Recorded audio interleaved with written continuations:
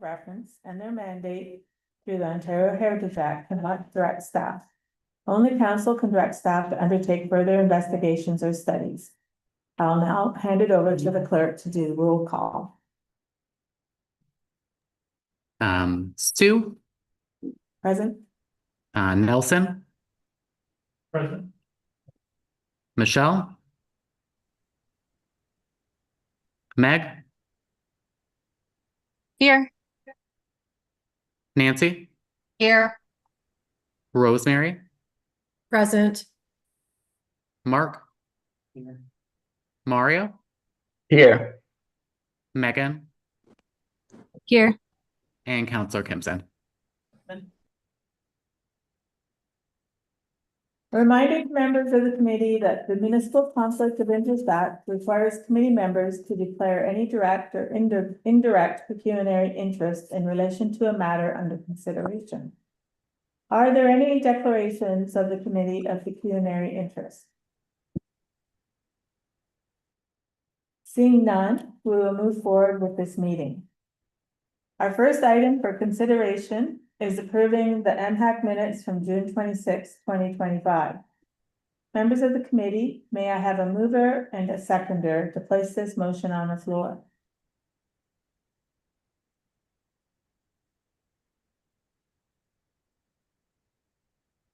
Can anyone see hands up on their screens? Nancy and Meg. Nancy and Meg, thank you. Recommendation that the minutes of the June 26, 2025 meeting of the Municipal Heritage Advisory Committee be considered for errors and omissions and be adopted. Do any members of the committee have any questions? Yes, I do. Mario, go ahead.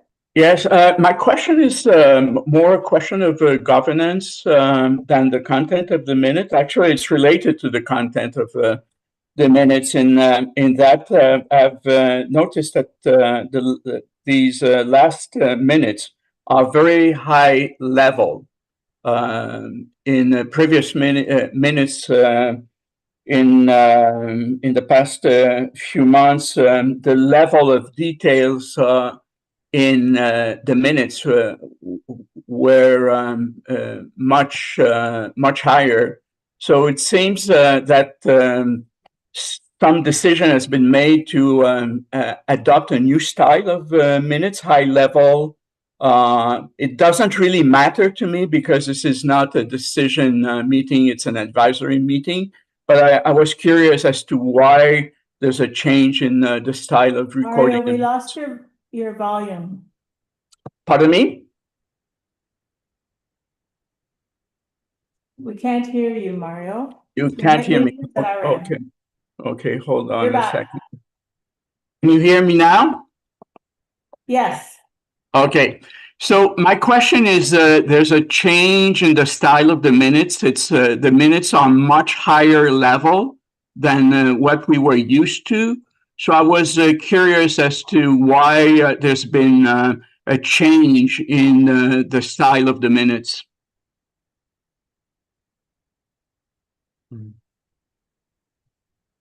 Through the chair, the decision and the direction has come from the clerk's office to adopt a new style that is much more succinct, I guess is the only way to put it. So rather than providing full detailed information, the current direction for minutes is to simply identify if there are questions and what the answer to those questions would be. Okay, and what was the reasons leading to this directive? Through the chair, again, we were not given full explicit reasoning. We were just told that this is how it's going to be. Through the chair, I can bring those recommendations back to the clerk's office. Thank you, that'd be great. Thank you. Any other comments or questions regarding the minutes? Seeing none, I will ask the clerk to call for the vote. Mark. In favor. Rosemary. In favor? Mario, In favor? Nancy, In favor? Meg, Favor. Nelson, In favor. and Sue. In favor. And that carries. Our heritage planner, Scott Abbott, will be giving the presentations for all of our agenda report items this evening. And our first report for consideration is 33 Main Street, request for funding. And Scott is providing the presentation on behalf of Laura Waldy. Welcome, Scott. Thank you, Madam Chair. Good evening, everyone. The first item is a funding request for the Designated Heritage Property Grant Program for the property at 33 Main Street. This property is located in the Main Street Heritage Conservation District and was designated under Part 5 of the Ontario Heritage Act in 1985. The building was constructed circa 1857. The property owner is requesting grant funding to assist with the replacement of the flat asphalt roof. The roof is leaking and the flashing and vents have deteriorated. 2 quotes have been submitted as part of the application. The work includes removing and replacing the existing asphalt and gravel roof, installing upgraded ventilation, and replacing the rusted flashing along the roof line. Madam Chair will now read the recommendations. Thank you, Scott. Before moving to questions for staff, we'll place the motion on the floor and I have a mover and seconder for this item.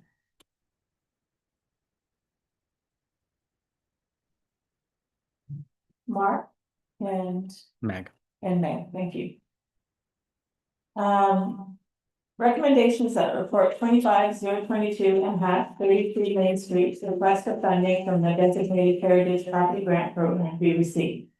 And that the Municipal Heritage Advisory Committee recommend that the application for funding from the 2025 operating budget be approved by the Deputy City Manager of Community Development for the designated property, municipally known as 33 Main Street, to a maximum of up to 1/2 the actual eligible costs, not to exceed $5,000 for the replacement of the roof as described in the report 25022 MHAC.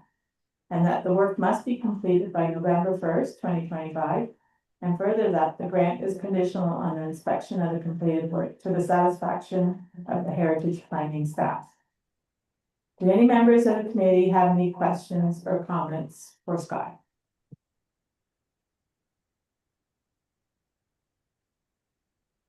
seeing none. I had a couple questions. Do we know what color the flashing is going to be? Through the chair, the flashing is just identified as metal flashing. It replaces the existing metal flashing. No specific color was noted. Yeah, I noticed in one of the quotes that there were different colors available to pick, but none had been identified. Okay. And I also noticed in quote 2, it included the removal and rebuilding of a chimney and repointing the apex in front of the building. Is this scope been examined by Heritage staff? Madam Chair, the additional scope is outside of the request for the grant. It is additional work that just needs to be done due to regular maintenance. Thank you. Well, I have no other questions. So seeing no others, I'll ask the clerk to call for the vote. Mark,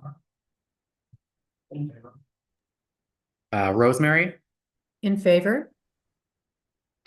Mario, In favor?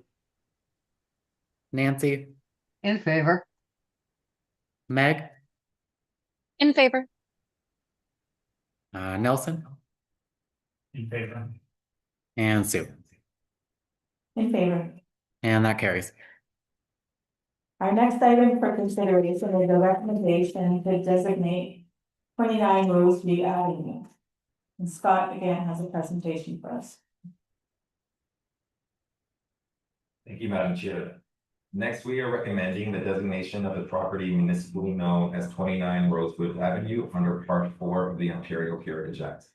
The property is a rare and distinctive Romanesque revival residence commonly referred to as the Castle House. The house was constructed in 1891 by Joseph B. Strain, a skilled carpenter and builder who lived and worked in Galt. Strain was known for his craftsmanship in both masonry and fine woodwork. Local traditions suggest he may have worked on the Library of Parliament, though that connection remains anecdotal. The house was built during a time of economic expansion in Galt and reflects both the ambition and skilled labor of the period. This 2.5-story residence is a rare local example of the Richardsonian Romanesque revival style applied to a private home.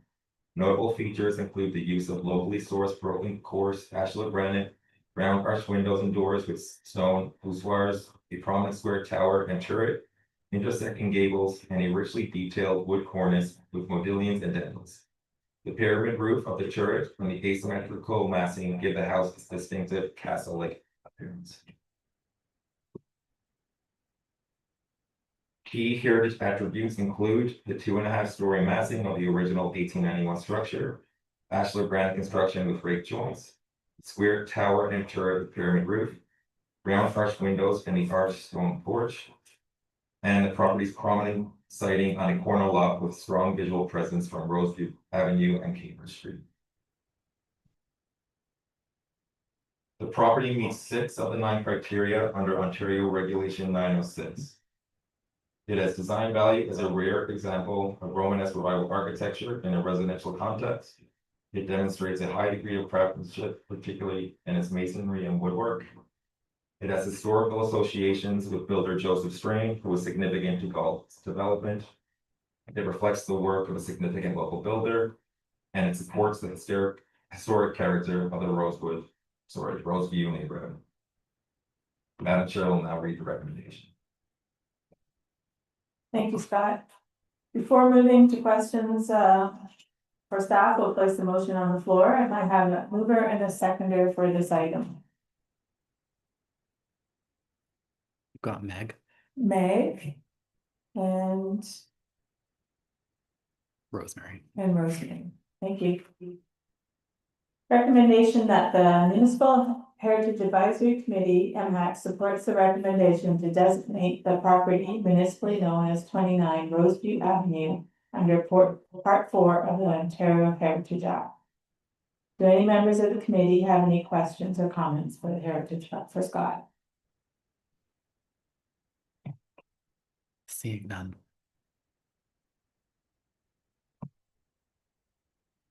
Seeing none, oh, sorry.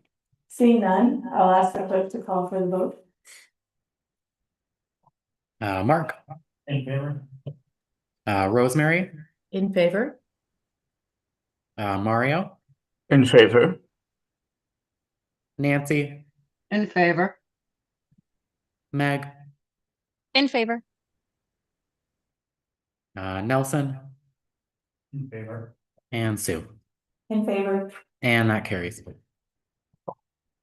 Our next item for consideration is the recommendation to designate the property at 194 Blue Heron Road. Scott again has a presentation for us. Thank you, Madam Chair. Second report recommends the designation of 194 Blue Heron Ridge under Part 4 of the Ontario Heritage Act. Known as the Kilbourne House or the Ramparts, it is an exceptional example of modernist residential architecture designed by renowned Canadian architect Arthur Erickson. The house was commissioned in the early 1970s by Richard Hilburn, son of Preston industrialist and philanthropist Percy Hilburn. The Hilburn family played a major role in the civic and environmental development of Preston, including the donations of lands for the Dumfries Conservation Area.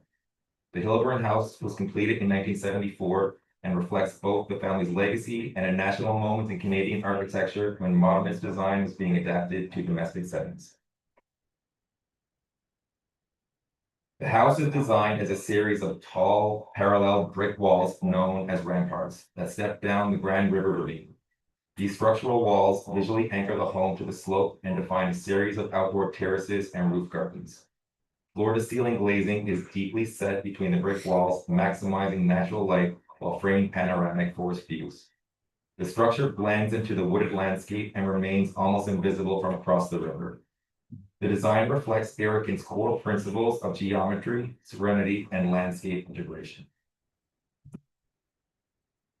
Arthur Erickson was one of Canada's most acclaimed architects, known internationally for projects like Simon Fraser University and the Museum of Anthropology at UBC. The Hilborn House is one of Erickson's only works in Ontario. Across Canada, several Erickson-designed homes have been designated. Others, like the Graham House in West Vancouver, have been lost. This highlights the importance of formally recognizing significant modernist architecture before acceptance.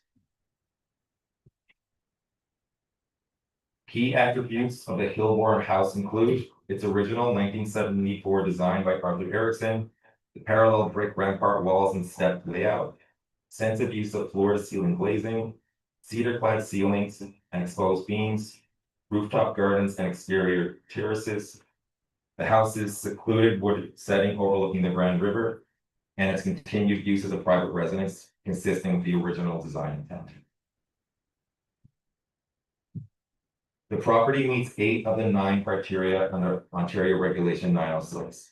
It has design value as a rare example of West Coast modernism in Ontario, displays a high degree of craftsmanship and technical achievement, has historical associations with the Hilborn family and with Arthur Erickson, and it holds contextual value for its contribution to the Blue Heron Ridge cultural landscape, its integration with the River Ravine, and its recognition within architectural circles as a landmark of Canadian modernism.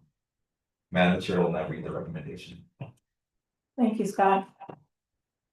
Before moving to questions for staff, we'll place the motion on the floor. May I have a mover and seconder for this item, please? May? And Nancy, thank you. Recommendations that the Municipal Heritage Advisory Committee, MHAC, supports the recommendation to designate the property municipally known as 194 Blue Heron Ridge under Part 4 of the Ontario Heritage Act. Do any members of the committee have any questions or comments for Scott?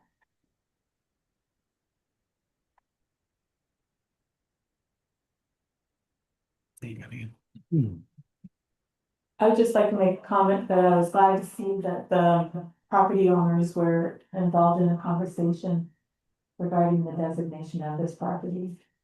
And it's a very significant piece of heritage in our community.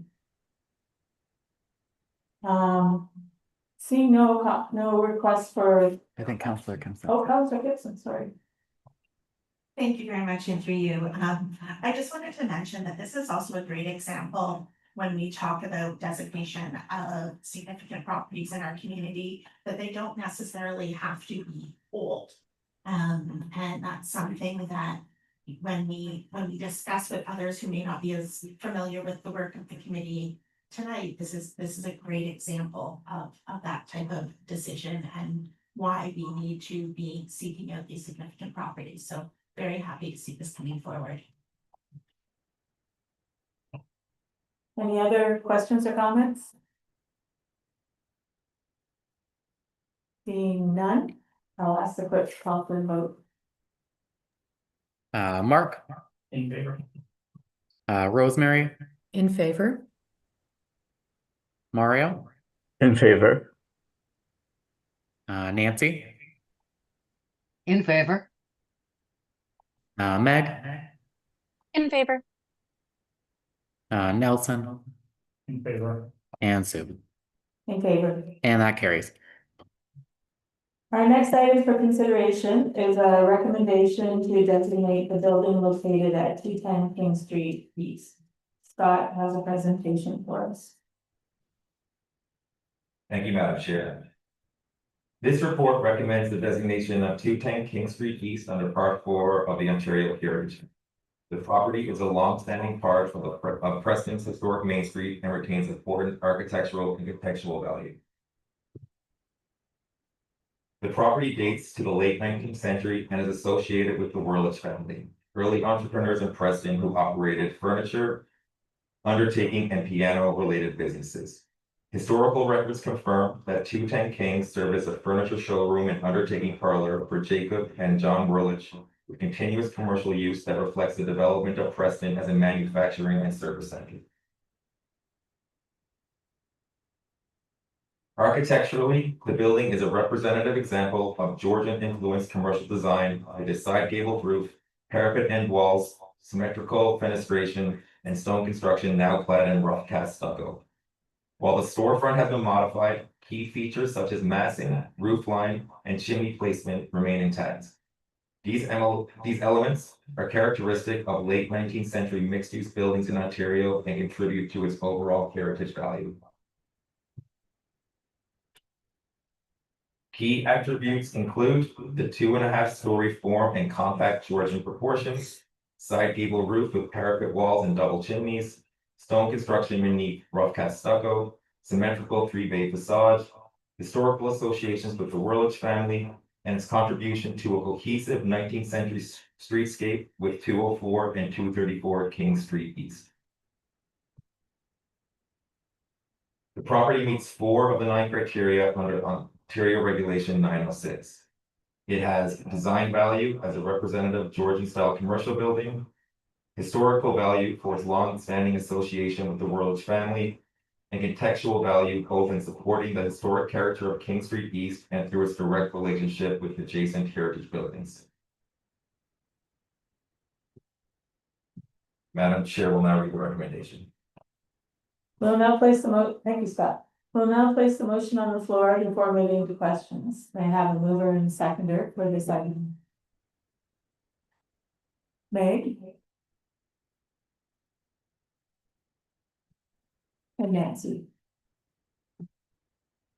Recommendation that the Municipal Heritage Advisory Committee, MHAC, supports the recommendation to designate the property municipally known as 210 King Street East under Part 4 of the Ontario Heritage Act.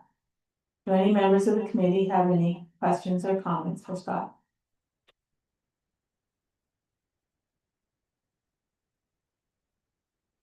Seeing none, I'll ask for the clerk to call for the vote. Mark, In favor? Rosemary, In favor? Mario, In favor? Nancy, In favor. Meg, In favor. Nelson, In favor. and Sue. In favor. And that carries. Our next item for consideration is again a heritage designation, and this time for 54 Bruce Street. Scott? Thank you, Madam Chair. This report recommends the designation of 54 Bruce Street under Part 4 of the Ontario Heritage Act. The property is historically associated with the Dalglish family and showcases the evolution of 19th century architecture in Galt. The house was built around 1859 by Thomas and James Dalglish, skilled Scottish stonemason who immigrated to Galt. The craftsmanship shaped many of the city's landmark buildings, including churches and commercial blocks. This residence served as their family home and remained in the family into the early 20th century, offering a direct connection to their legacy in the community. 54 Bruce Street is a 2.5-story limestone house that combines vernacular Georgian form with later Richardsonian Romanesque additions. Originally a symmetrical stone house, it was expanded in the 1890s to include a distinctive turret, arched oriel window, and classical veranda.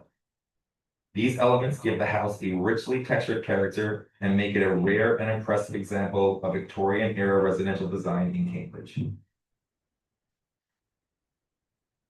Key heritage attributes include the coarse limestone construction and cut stone coins, the conical corner turret clad in fish-scale shingles, the arched oriel window framed by stone voussoirs, classical front veranda with decorative columns, and original sash windows, stained glass sidelights, and decorative gable panels.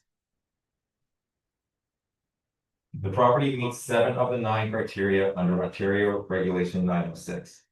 It has design value as a rare and eclectic example of Georgian and Romanesque styles, craftsmanship value through its masonry and wood detailing, historical associations with the Dalglish brothers, key figures in Galt's early development, and strong contextual value due to its prominence, siting, and contribution to the historic Bruce Street landscape. Madam Chair will now read the recommendation. Thank you, Scott. Before moving to questions for staff, we'll place the motion on the floor. May I have a mover and a seconder for this item, please? May?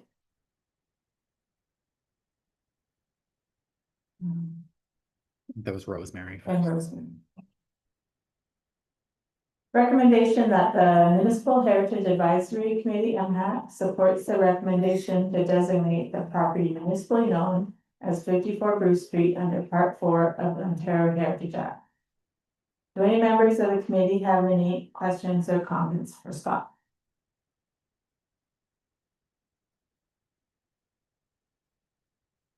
Seeing none, I'll ask for the clerk to call for a vote. Mark, In favor? Rosemary, In favor? Mario, In favor? Nancy, In favor. Meg, In favor. Nelson, In favor. and Sue. In favor. And that carries. Our final item for consideration is the recommendation to designate the property at 469 Duke Street.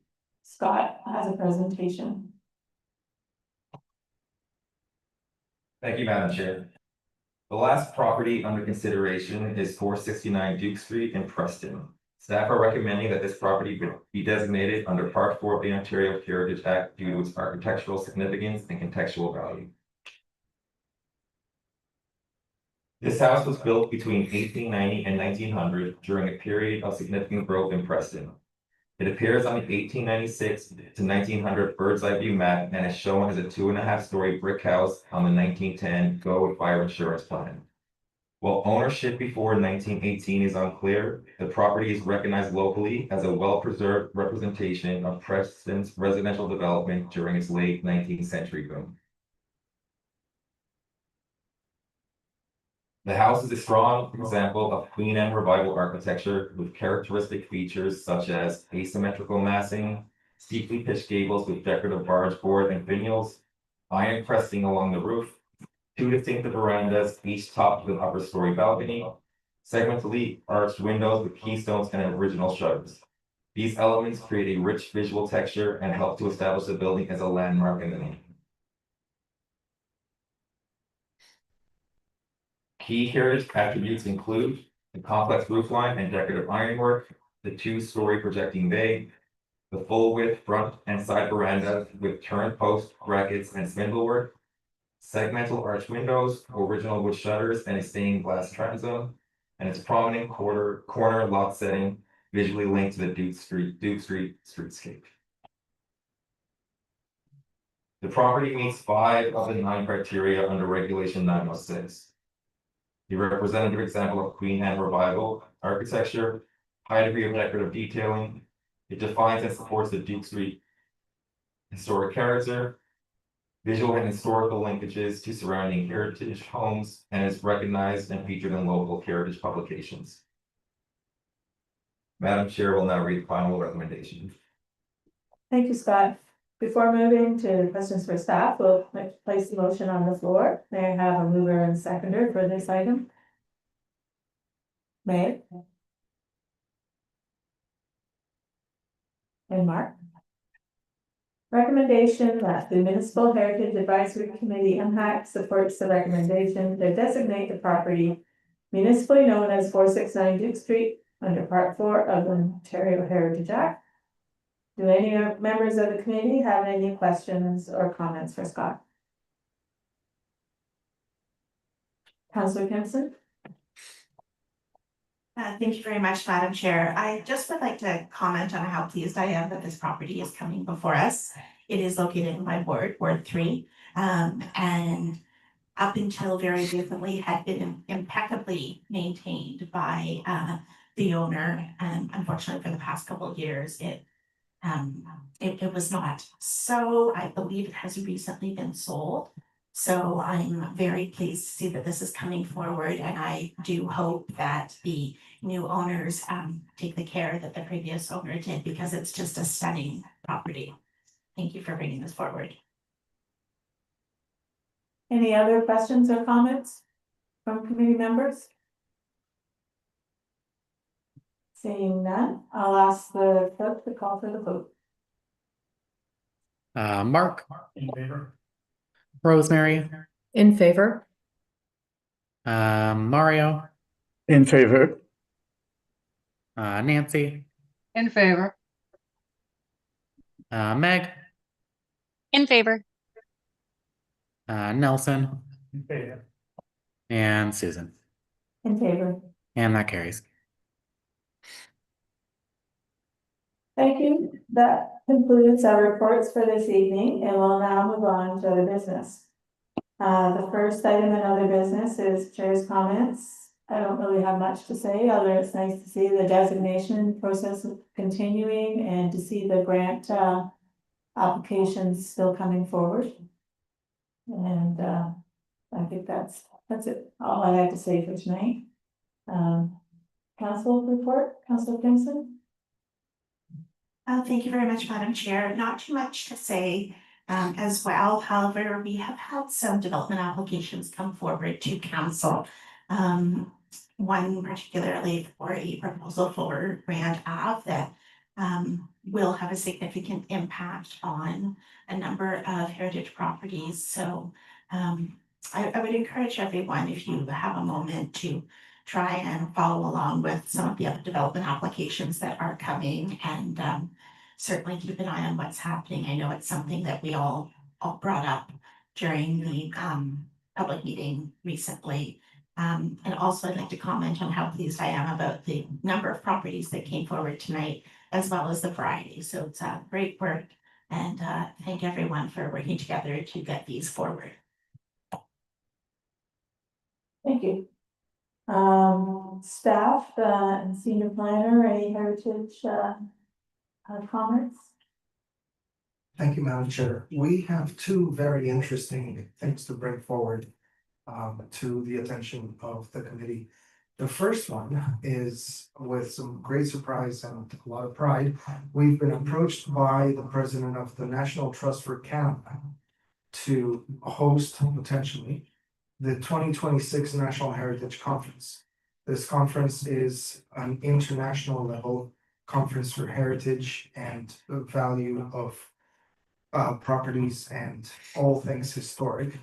It is attended by anywhere between 300 to 500 attendees, and it runs for 3 days, typically in the fall. The conference hosts a number of workshops, seminars, lectures, and typically also tours in the city that does host. The president came and visited with us staff yesterday and expressed interest in learning more about the Cambridge Heritage fabric, and was astounded to learn the advancement that we're making into designations of the properties on the Heritage Register, and also the number of already designated properties within the city. So we feel that we've made a very impressionable and very positive presence, and spiked the president's interest, hopefully to the point where they will take final steps to consider Cambridge as the host for 2026. Runners up are Kitchener-Waterloo. So although we are not in competition with Kitchener or Waterloo, but rather we're presented as the Tri-City area, the request came to Cambridge for hosting. So that's the first update that we have. Does anybody have any questions before we move to the second one? Councilor Kimpson. Thank you very much. This is very exciting news to share, so thank you for that. Have you had the opportunity to connect with Explore Waterloo Region Tourism or the Chamber of Commerce or any of the groups that might be able to help sort of coordinate the the accommodation portion or the conference station portion or some of those other things to really help build a comprehensive package to hopefully be able to land this. Thank you. Great question. Through the chair, we have not, because this only happened yesterday, but what we have done is we've connected with our colleagues on economic development, and we prepared a very preliminary but comprehensive package that we presented to the president yesterday. And we did note that we have available conference spaces that would seat up to 600 or standing room for 1,000, plus the additional other potential properties such as the School of Architecture directly across the street from Tapestry Hall, which is considered as the main center for hosting the conference. Possible rooms here at City Hall, Farmers Market across the street, various venues in Hespeler, Preston, and throughout Galt, plus walking tours of Dixon Hill and Galt, just to start, just to whet his appetite. So as a very preliminary introduction, he was pleased with what we have to offer. We will reach out to Waterloo, yes, tourism, explore Waterloo, and see about accommodation. So we were told that initially we would be looking for 300 rooms to be provided for accommodation. But through conversation, it turns out it's more like 150 is the number they're looking for. And we feel that Cambridge can host and provide that sort of amenity space as well as accommodations.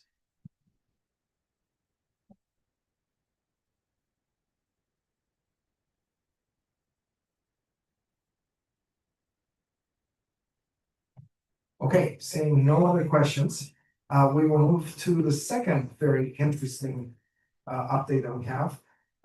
In this particular one, we are looking at a demolition of a heritage structure, but the adaptive reuse of its components.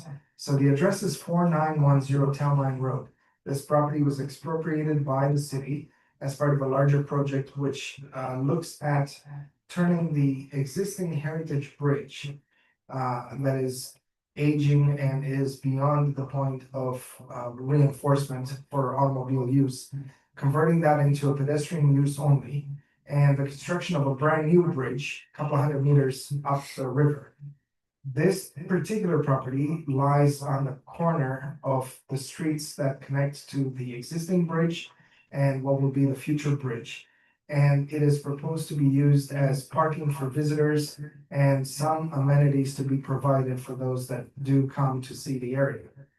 Heritage staff has started collaborating with engineering and with parks to prepare a plan of adaptive reuse in place of the total demolition of the building, whereby we are proposing to reuse a good amount of the rubble foundation of the building, as well as the half timbers that form the structural ceiling of the basement or the floor of the ground floor, which are in perfect shape.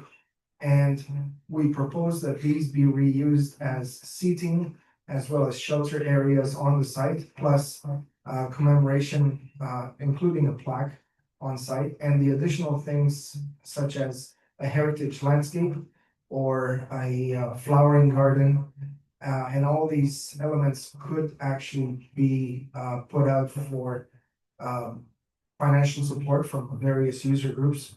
So the interest in retaining components of the building on site and just reorganizing them to serve a new purpose and have a new life is part of this adaptive reuse project that we're looking at. And it's just starting, it's in its infancy right now, but we aim to have something in place within the next month or two as far as the design goes.